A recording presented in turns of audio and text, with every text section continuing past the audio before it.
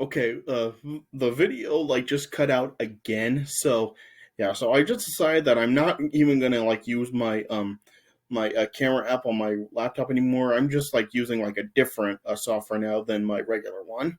So yeah, so hopefully now I can continue to make this review without cutting out again. All right.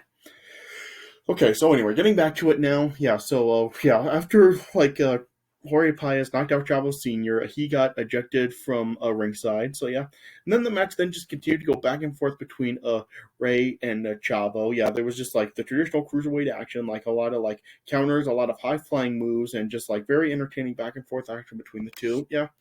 Then eventually, Ray then went for a second 619, and then after Rey Mysterio actually connected with the West Coast Pop, Chavo just rolled through and just got Rey Mysterio into a half Boston Crab.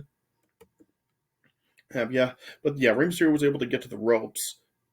Then as Rey Mysterio then tried to go up to the top turnbuckle again. As the referee had his back turned dealing with Chavo. Chavo Senior then just knocked Rey Mysterio off the turnbuckle into the ropes, and then Chavo then rolled up Rey Mysterio by the tights, and yeah, then Chavo and got the pin, and Chavo and then won the Cruiserweight Championship from Rey Mysterio. So yeah, like I said, this was just a really, really good to great match, and easily the best match on the show up to this point. So yeah, so that match I would give 4 stars.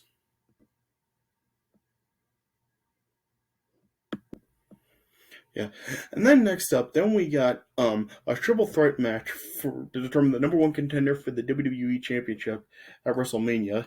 It was Kurt Angle versus the Big Show versus John Cena, and this match was also this was a pretty good match right here. It was nothing great or spectacular or anything, but it was still a good match. Yeah, yeah. The way this match really did play out was how it was really was two of the guys going at it while the third guy was watching. And then yeah, then the third guy went at it with another guy, and another one of them was watching, and yeah, and that's really how the match really did start off, just with two guys fighting and the third one watching. Yeah, yeah, and then eventually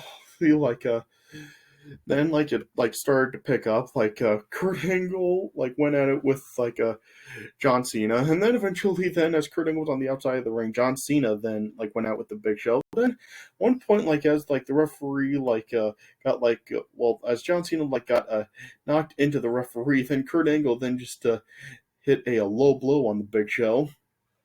Yeah, and then then this match really then just was it was Big Show was on the outside of the ring, and Kurt Angle and John Cena were going at it. Then yeah, then as Kurt Angle then was getting the upper hand on John Cena, Big Show then came back and got rid of Kurt Angle, and then Big Show and John Cena then went at it. Yeah, then eventually Kurt Angle then ended up coming back into the ring, and then then eventually John Cena then hit an FU on the Big Show and a DDT on Kurt Angle, but then then eventually then Kurt Angle then gained the upper hand and then hit an Angle Slam on the Big Show. Oh yeah, and then as Kurt Angle had John Cena in an ankle lock, then Big Show then came back and then chokeslammed John Cena and Kurt Angle. Yeah. Yeah. And then eventually then Kurt Angle then gave the Angle slam to the Big Show and throwing Big Show on the outside of the ring. Then eventually then Kurt Angle then got John Cena in an ankle lock, and John Cena then tapped out, so Kurt Angle won and became the more contender. Yeah. So yeah, and what's also significant about this match is that to this day I still think this is the last time John Cena ever tapped down his career. Yeah. So yeah, this match also is significant for that. Yeah. But yeah, this was a good triple threat match. It wasn't great or anything, but still it was better than all the undercard. So yeah, so with that match I would probably give it about 3 stars. And then we got the main event for the WWE Championship. It was Brock Lesnar defending against Eddie Guerrero. Yeah. And this was just another a really good, this was a great match right here. Yeah, this really just showed really how great Brock Lesnar and Eddie Guerrero were. This was just such a great match, and probably the best match on the best SmackDown match ever that year. Yeah. yeah, this was just like such a great match. Like it really did like just have just like really great like back and forth action between the two of them.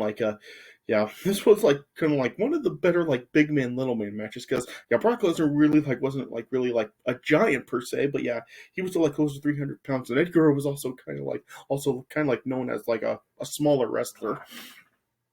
So yeah, so this is really just like one of the best big man little man matches. It was really just like did like back and forth, and it was just like really great. Like Eddie Guerrero was like targeting Brock Lesnar's knee in the match. Yeah, and yeah, Brock Lesnar also did display his power. Like he really did send Eddie Guerrero like flying like quite a lot in this match, like with belly suplexes and everything. Yeah, and like I said, Eddie Guerrero was like targeting Brock Lesnar's knee in the match. Like he like a like a just a nail Brock Lesnar's knee into the ring post. Yeah, then Eddie Guerrero then like used some submission holds to like do some damage to Brock Lesnar's knee. Like he got Brock Lesnar in an STF at one point in the match. Yeah, and yeah, this match just like really did like go like back and forth a lot. Like, yeah, one point then Eddie Guerrero then did like hit the three amigos on Brock Lesnar. Yeah, and then then Eddie Guerrero then tried to go for the frog splash onto Brock Lesnar. But yeah, Brock Lesnar was able to move out of the way, and Eddie Guerrero missed the frog splash. Yeah, and then Brock Lesnar then did get Eddie Guerrero for the F5. He connected with the F5, but in the process, like the referee also ended up getting knocked out as well. Yeah, and so yeah, when Brock Lesnar went for the cover, of course, like the referee like couldn't count because the referee was out. Yeah, so yeah, then Brock Lesnar tried to take advantage of the referee being out. Uh, he then grabbed the WWE title belt and was like gonna nail Eddie with that. And then as Brock Lesnar was setting up to hit Eddie, like then Goldberg then came back and then speared Brock Lesnar. So yeah, so this was something else to really like play a factor in the storyline to lead up to their match at WrestleMania. Yeah. So then Brock Lesnar was down and out after Goldberg speared him. Then Eddie Guerrero then crawled over Brock Lesnar, and then the referee then started to come around, and then Eddie and then like tried to get the pin there, but Brock Lesnar then kicked out again. And then Eddie Guerrero then tried to nail Brock Lesnar with the WWE title, but Brock Lesnar was able to dodge it. And then as Brock Lesnar went for another F5, then Eddie Guerrero countered it into a DDT on the WWE title. And then Eddie Guerrero then hit the frog splash on Brock Lesnar, and then Eddie Guerrero got the pin, and Eddie Guerrero won the WWE Championship.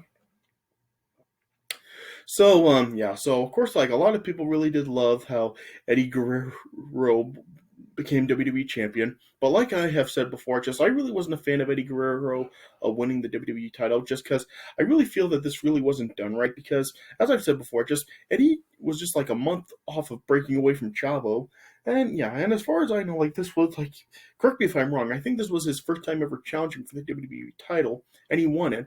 So just I really just don't feel that this was really done right. Like Eddie wasn't even like really like built up as a singles competitor or main eventer before he actually became champion. Like I really feel that this was just like really rushed, and it really wasn't done right. I mean, it wasn't like when Chris Benoit won the title at WrestleMania, because Chris Benoit was like being built up for like quite a while before he did finally win, and he did actually have some previous matches for the title before, and he lost. So Chris Benoit's title win was actually done right, but Eddie Guerrero's here, I just really have never been a fan of, because I just feel that it really wasn't done right. Yeah. So I'm really not a fan of Eddie Guerrero becoming the champion here, but yeah, I'm not really going to let that affect like my rating for the match. Yeah, the match was still like a great match, and yeah, one of the best matches for SmackDown. I really don't think it really is like as a great as like some other people have really like said it is. Like I've seen like some people saying that this was like a 5-star match. I don't see it like that, but yeah, it is still like one of the better matches of SmackDown that year. It probably was like a contender for the best SmackDown match that year. But I just really don't see it like as like a 5-star match. Yeah, I would probably like give this match a 4.25. Yeah.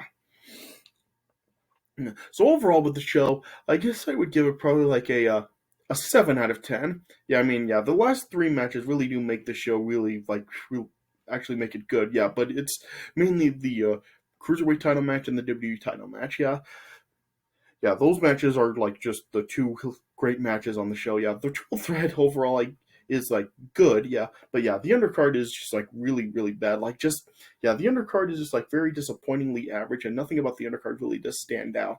So yeah, so it really is just like the last three matches that really do actually make the show good.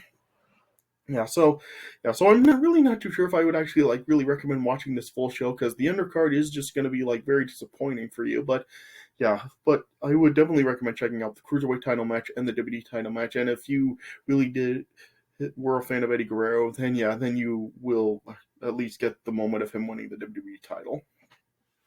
Yeah, so I guess I would definitely like. While I'm not sure if I would really recommend watching the full show, I definitely do recommend watching the Cruiserweight title match and the WWE title match.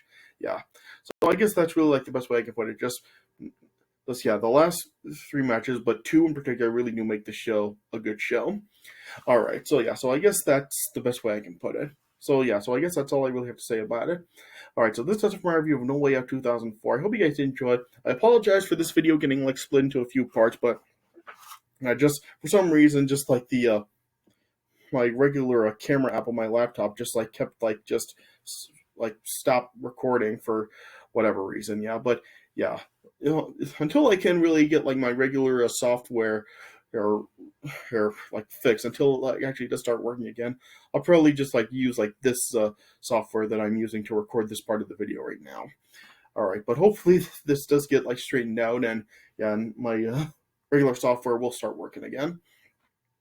All right, but yeah, so this is my review of No Way Out 2004. So I hope you guys did enjoy this review. So thanks for watching, and I'll see you guys later.